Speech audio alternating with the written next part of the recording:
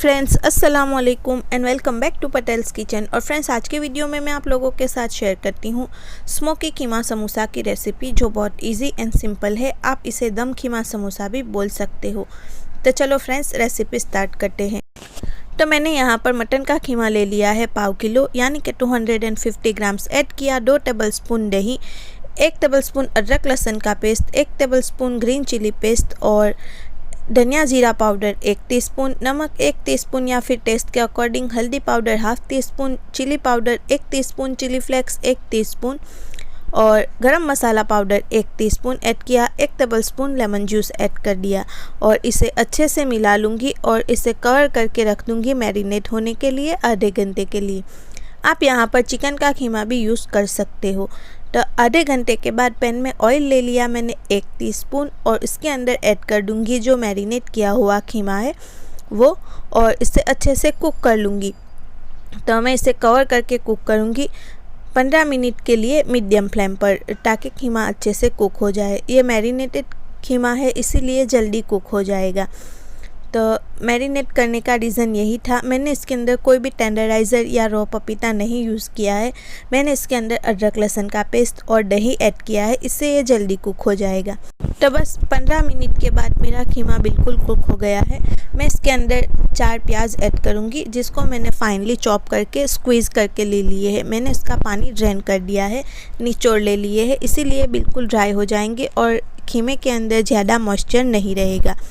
तो ये देखो, खीमा बिल्कुल ड्राई हो गया है। अब मैं इसके अंदर चारकोल स्मोक दे दूँगी, यानी कि कोयले का धुआं दे दूँगी। तो कोयला मैंने गर्म होने रख दिया था। मैं इसके ऊपर ऑयल ऐड करूँगी। मैंने फॉइल रखा है, आप कोई भी कटोरी रख सकते हो। 5 मिनट के लिए कवर करके रख दे, बाद में कोयले को निकाल ले और मेरा स्टफिंग रेडी है। तो अब मैं इसके अंदर fresh coriander leaves and mint leaves add करूँगी। ज़रूर ऐड करना, इससे बहुत टेस्टी लगते हैं ये समोसे। तो बस अब मैं इसे मिक्स कर लूँगी। मैंने इसके अंदर कोरिएंडर लीव्स और मिंट लीव्स यानी कि धनिया पत्ती और पुदीना मिलाया है। अब मैं स्लरी बना लूँगी जो हमें सील करने में मदद करेगी।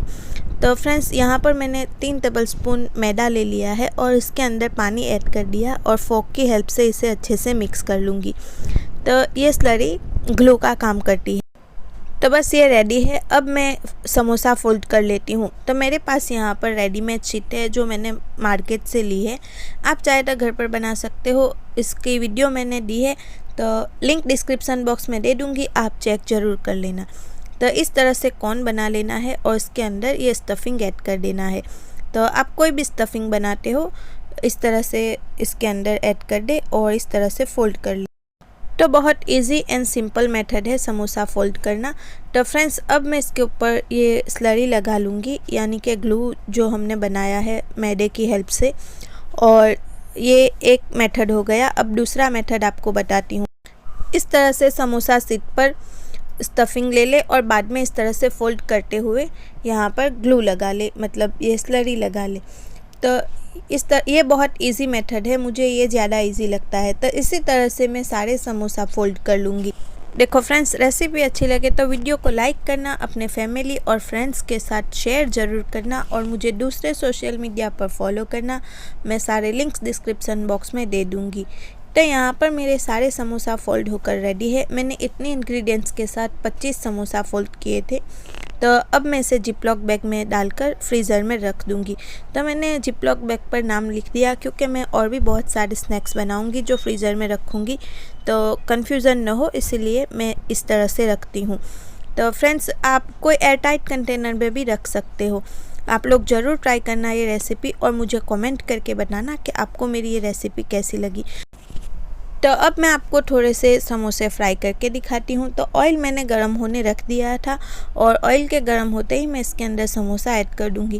तो देखो फ्रेंड्स, आप जब फ्रीजर से समोसा निकालते हो तो उसे मीडियम फ्लेम पर फ्राई कीजिए। ऑयल को गरम कर ले, बाद में फ्लेम को मीडियम कर ले, बाद में इसे फ्राई कीजिए। कोई भी स्नैक्स आप फ्रीजर से निकालते हो तो इसे मीडियम फ्लेम पर फ्राई कीजिए और इसे अच्छे से फ्राई होने दे।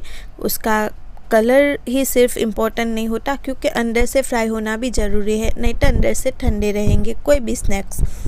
तो ये देखो, अच्छे गोल्डन ब्राउन हो गए हैं। अब मैं इन्हें निकाल लूँगी और आप इसे किसी भी चटनी या सॉस के साथ सर्व कर सकते हो। बहुत ही टेस्टी बनते हैं, आप लोग इफ्तार में ज़रूर ट्राई फ्रेंड्स, मैंने और भी स्नैक्स की रेसिपी शेयर की है जो रमज़ान में काम आ सके। बहुत सारी रेसिपीज़ है, तो मैं लिंक डिस्क्रिप्शन बॉक्स में दे दूँगी, आप लोग एक बार चेक ज़रूर कर लेना। तो बस मैंने इसे पेपर टॉवल पर निकाल लिया, बाद में मैं इसे सर्विंग डिश में ले लूँगी। तो बस इसको मैं लेमन के साथ सर्व कर रही हूँ। मेरे घर में समोसे के साथ लेमन जाता है, आप लोग भी ज़रूर रखना, और कोई भी चटनी या सॉस के साथ इसे सर्व कर सकते हो। तो ये देखो, मैंने आपको तोड़ के भी दिखा दिया। तो फ्रेंड्स, मुझे इंस्टाग्राम पर टैग कर देना अगर आप ट्राई करते हो तो, और दुआओं में ज़रूर याद रखना। So that's it for today. Hope you like the video and subscribe for more videos. Thank you. अल्लाह हाफिज़।